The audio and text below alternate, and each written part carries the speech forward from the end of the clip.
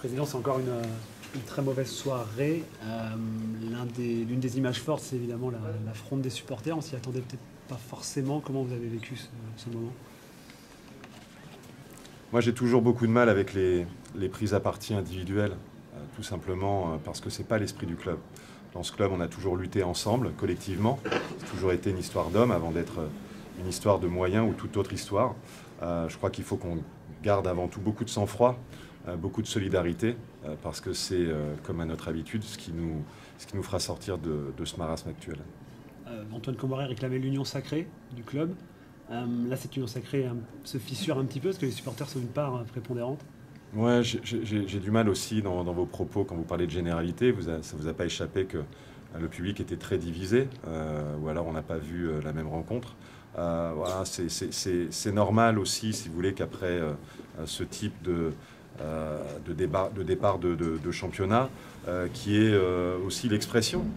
C'est normal, et c'est normal que les gens puissent s'exprimer, dire ce qu'ils ont sur le cœur, mais il ne faut pas que ça dure. Tout simplement, il faut que chacun reprenne beaucoup de sang-froid, beaucoup de raison, et qu'on se mobilise ensemble autour d'un objectif.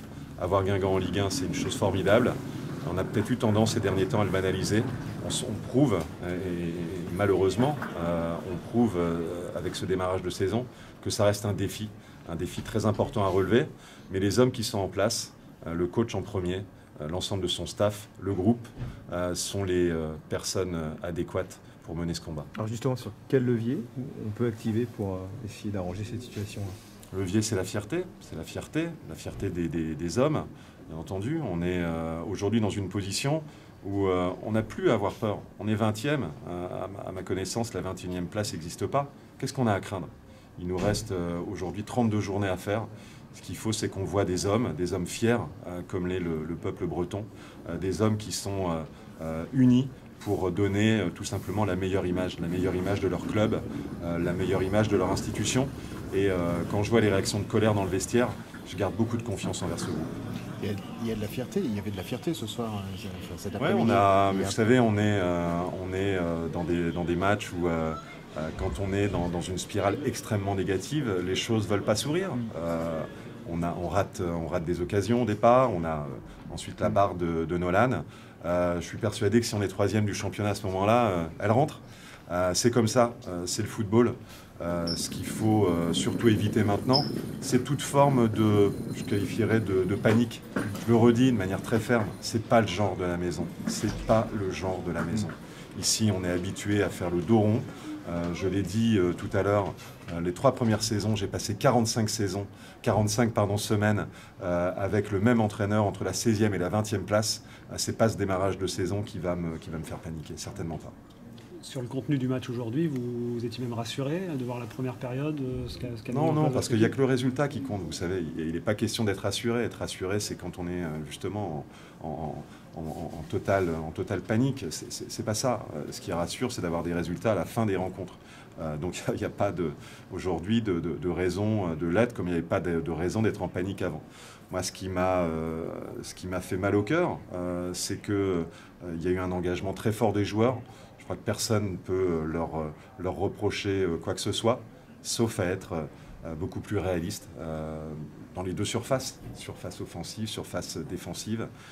Sur la fin de rencontre, j'ai moins aimé les dernières minutes. Ça fait un peu penser à ce qu'on a pu faire à Marseille. Il faut que mentalement on se renforce beaucoup, mais bien entendu que les points, la victoire amèneront ce supplément de confiance qui nous fait défaut aujourd'hui. Est-ce que vous sentez le groupe atteint après ce début de saison? Je vais vous dire, j'ai vu quelque chose qui m'a fait plaisir. J'aime bien regarder les petits signes faibles, comme on l'appelle. J'ai vu beaucoup de joueurs rentrer avec beaucoup de colère dans le vestiaire. Ça, j'adore. Parce que c'est cette colère-là, c'est cette forme de rage qui va nous amener demain à renverser les montagnes. Mais maintenant, il faut qu'on s'y prenne pas à pas. On dit souvent que pour renverser les montagnes, il faut d'abord commencer par déplacer les petits cailloux.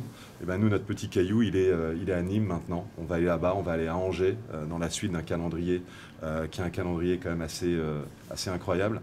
On va faire ces 2 déplacements de rang maintenant avec la politique des petits cailloux. On va chercher à se rassurer, match après match, arrêtez de regarder le classement, ça ne sert à rien pour des semaines et des semaines. Mais d'une certaine manière, les Nîmois qui vont nous recevoir nous ont passé un message. Il y a 2 ans, ils ont démarré le championnat avec moins 8 points. Aujourd'hui, on a quoi comme retard? 5 points à peu près sur les équipes qui sont devant. Ils ont commencé à moins 8 points. Ils ont fini 14e. C'est une belle leçon de vie qui nous donne les Nîmois.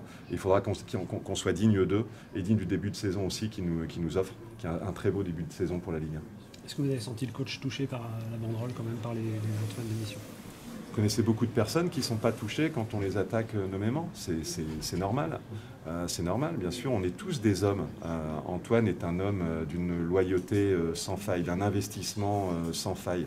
Bien sûr qu'il préférerait être adulé que rejeté par quelques supporters, comme ça a été le cas ce soir. Mais c'est un homme de combat. Il n'a jamais lâché. Et croyez-moi, il ne lâchera pas.